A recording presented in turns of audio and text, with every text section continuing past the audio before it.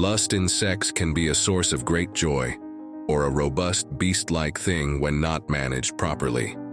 Lust is a strong and intense feeling. We describe it as the emotion that makes us desire something. When it's really strong, it can make you do things you wouldn't normally do. These quotes about lust are a reminder to stay in control of your thoughts and not let this powerful and strong feeling take over. Let's start. No, lust is from the selfish false sense of a me desperate for some pleasurable momentary relief from its anguish and boredom. Love is refined and her amorous advances are from the spirit, not the body. Socrates is talking about two things when it comes to sex: lust and love. Lust is like a quick and selfish desire for pleasure. It's when we're feeling a bit down or bored, and we just want something to make us feel good for a short time. In sex, lust is all about the physical part, seeking pleasure without really feeling the other person or having a deeper connection. Now, on to love. As Socrates sees it, love is more refined. It's not just about the body. It comes from a deeper place, like our spirit or soul. This means that love is not just about the physical act. It involves a connection at a deeper level, not only the pleasure. Socrates is telling us to use our mind about what we want in our close relationships. Do we want the quick pleasure of lust, or are we after a more meaningful and connected experience that goes beyond just the physical part of sex? It's like choosing between a quick fix and a more lasting, satisfying connection. Lust is inseparably accompanied with the troubling of all order, with impudence, unseemliness, sloth, and dissoluteness. Plato is talking straight about lust, saying it brings a bunch of problems along with it. When we feel intense desires, especially about sex, Plato is saying it messes with how things are supposed to be.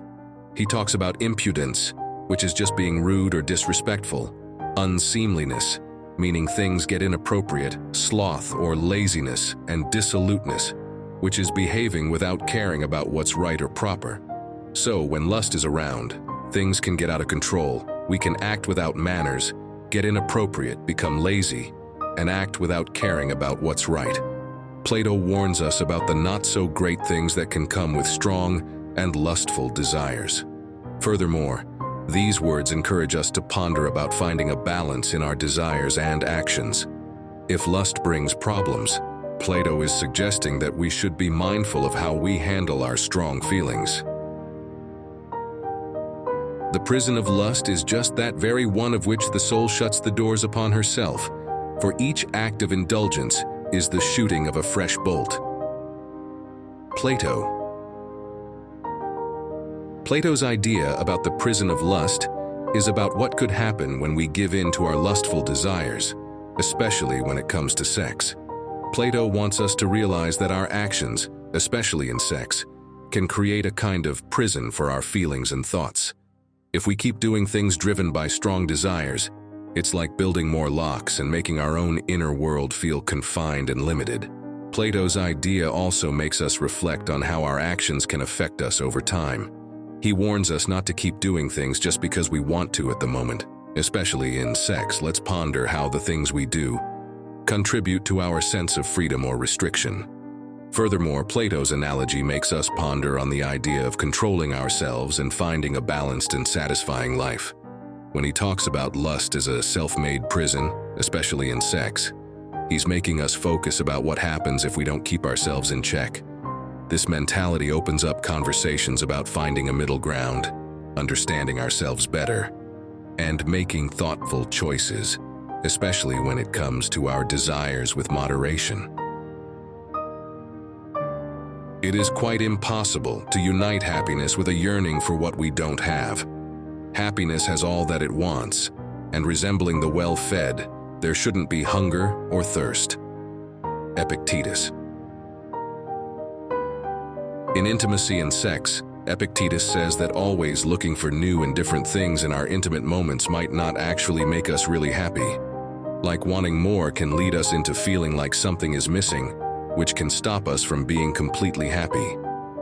According to Epictetus, The key to true happiness in sex is to appreciate what we already have. Instead of always wanting something different, we should be happy with how things are right now, with our special someone.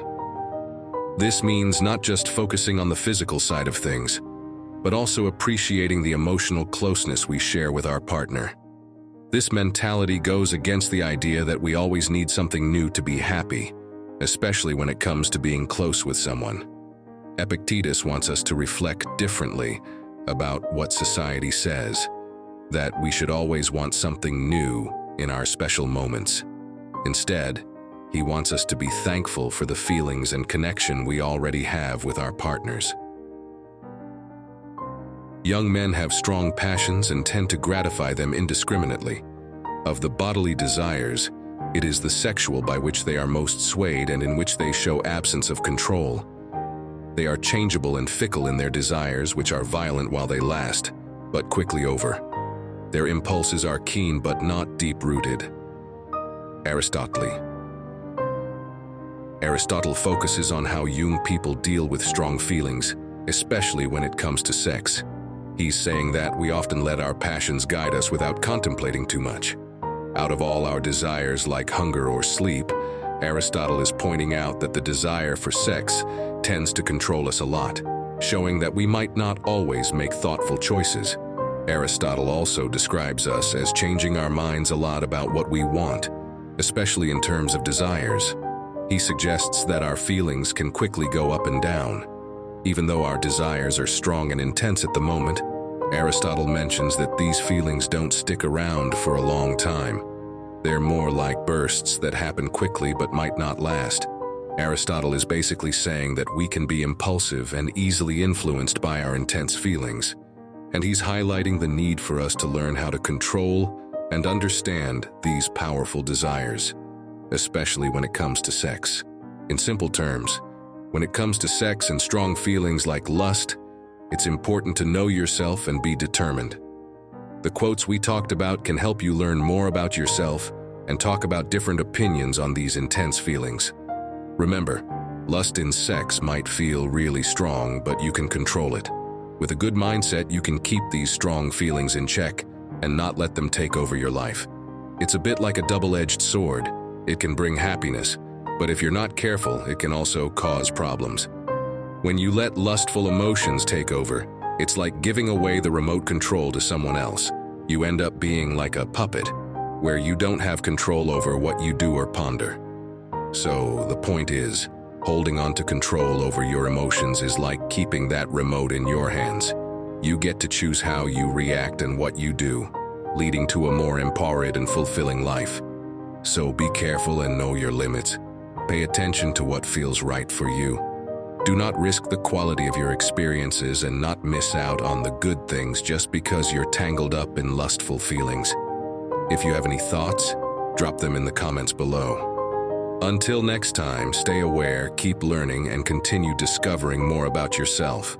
This is again, powerful quote. Thank you for watching and staying with us until the end.